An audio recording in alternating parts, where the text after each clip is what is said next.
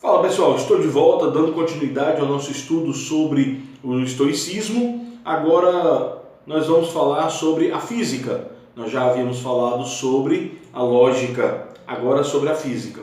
A física estoica, ela nada mais é do que um materialismo monista panteísta, ou seja, tudo que existe, existe e foi criado por um só Deus. Por isso, monista. Panteísta, porque esse Deus que criou está em todas as coisas.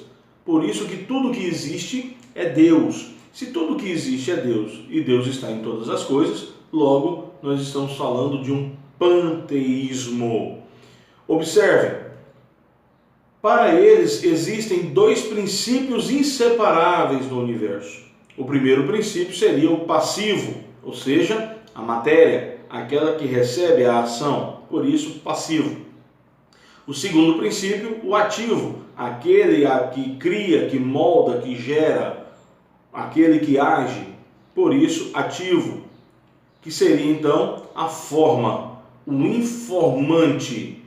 Para os estoicos é a razão divina, o Logos, Deus.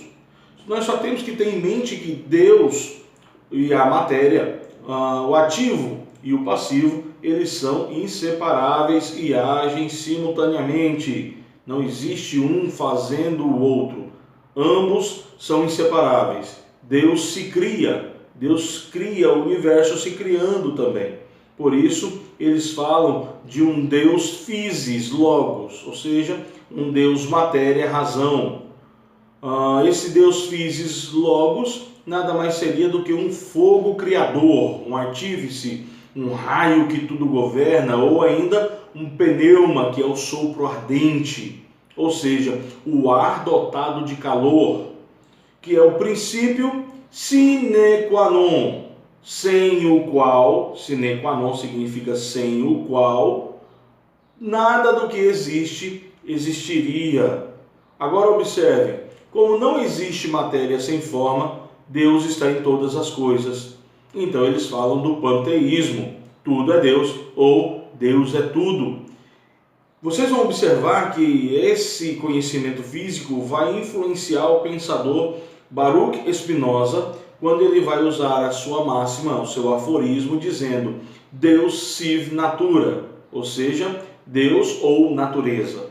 Deus e a natureza para Baruch Spinoza é a mesma coisa. Baruch Spinoza, um pensador lá do século XVII aproximadamente, ele cria a ideia de que Deus é a natureza e que o homem deve seguir os cursos da natureza.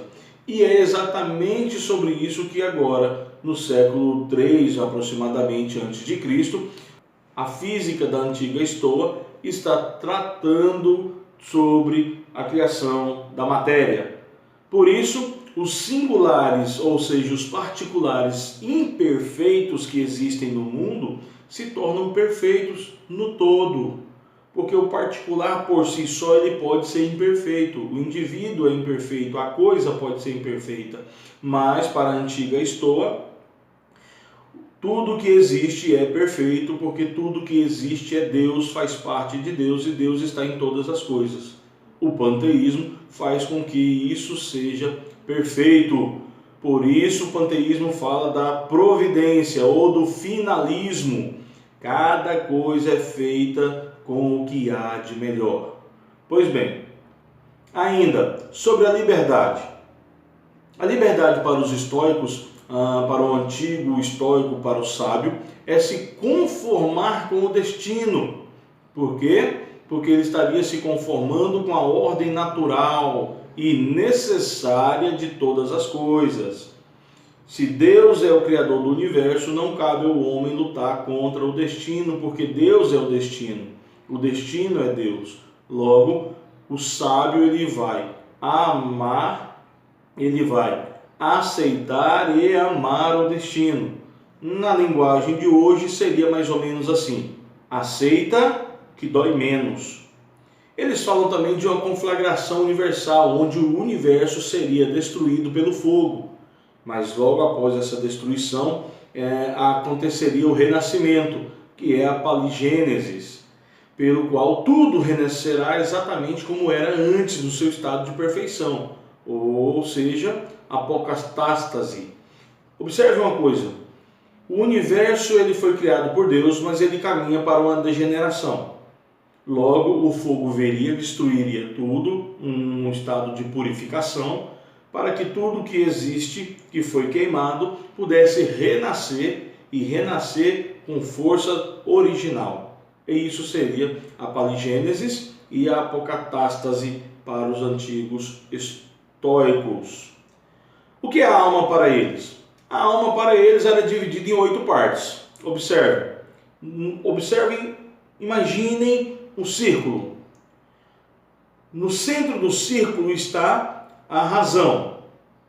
A primeira volta, o primeiro círculo fora da razão, estaria o tato.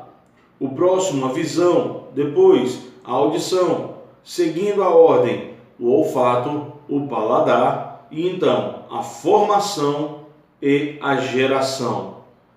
A alma, para os estoicos, ela tem a capacidade de perceber, conhecer pelos sentidos, então, nós vimos aí os 5 sentidos, de concordar, ela pode, ao perceber o objeto, ela pode concordar ou não, apetecer, ou seja, desejar, e por fim, raciocinar, pensar sobre. Assim seria a divisão da alma para os estoicos, ok? Pois bem, aqui eu fico com vocês, volto na próxima aula com a ética estoica.